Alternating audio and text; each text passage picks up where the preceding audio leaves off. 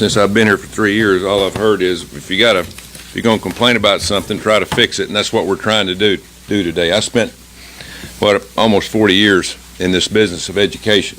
I've seen the ups and downs, the good and the bad and indifferent, and there's a lot of indifferent. So over that time, I've saw the cost of college go up and the quality of education go down. That's one of the main reasons I ran for this position. You know, young people are paying a lot more for education than higher education and getting a lot less, and that's wrong. More and more of our young people are starting their careers with a huge burden of debt, and it's unfortunate. As a result, many are putting off their goals like owning a home or starting a family. Debt is a problem. Democrats say the solution is to just give away more taxpayer dollars. But we've already tried that. And folks, it don't work. We got to put some solutions to it. The last 35 years have shown that a government blank check to the universities has made problems worse. I've seen it firsthand. Unlimited government loans have done nothing to increase access to education. All they've done is raise costs for students, whether they take a loan or not. Everybody's having to pay. Today, we're here to say enough's enough. I'm here with my colleagues to introduce a bill called the GOAL Act. How appropriate that is for me.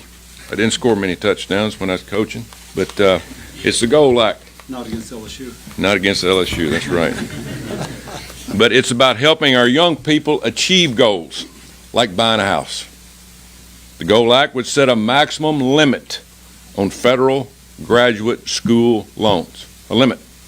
This would prevent some of the worst examples of students being exploited for profit. It would force schools to bring down cost and to compete for students. What an idea. It would also protect students from getting buried in debt they can never, ever pay.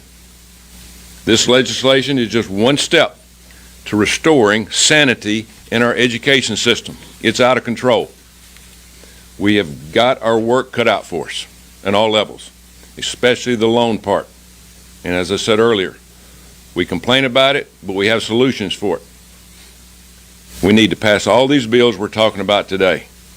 But this legislation would bring a big step for all of our students. And so I'm proud to be here with my colleagues to lower costs for students, parents, and for taxpayers. That's what this is about. Congress is taking action this week. Senate Democrats are getting ready to begin negotiations on budget caps with Republicans.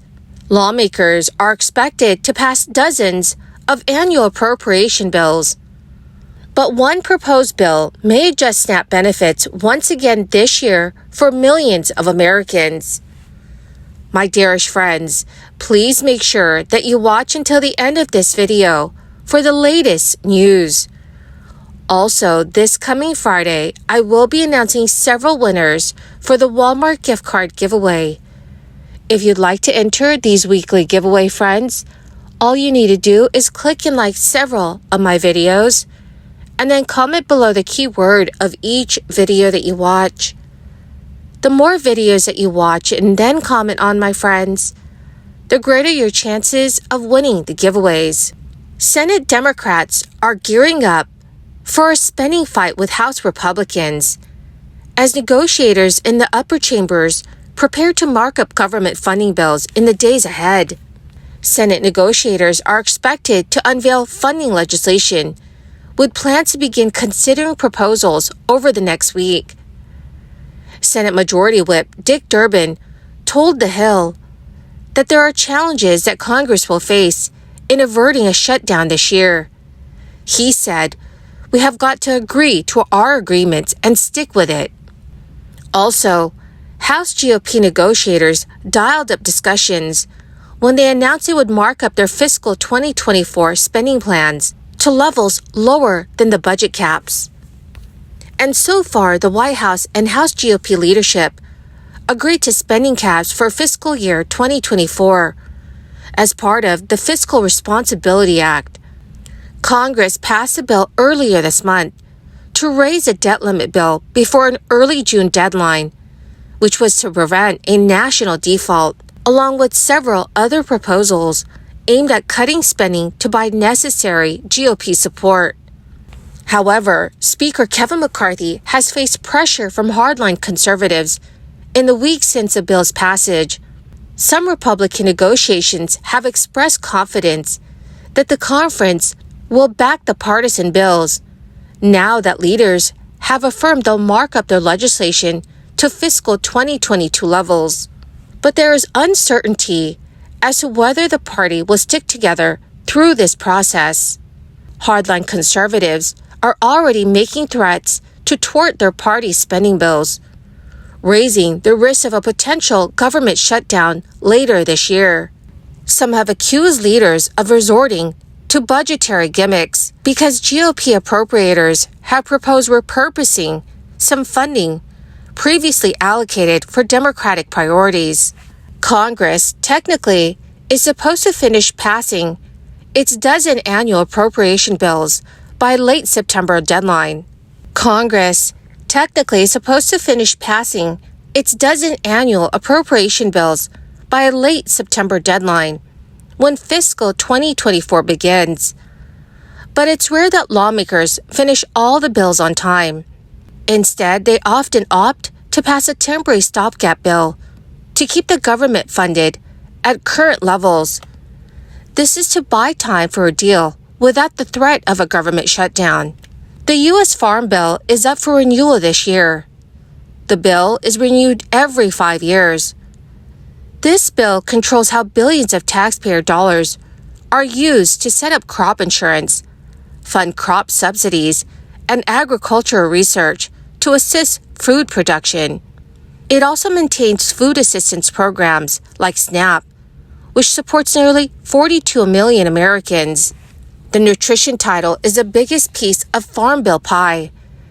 It's estimated to account for 85% of Farm Bill spending to support low-income food assistance programs.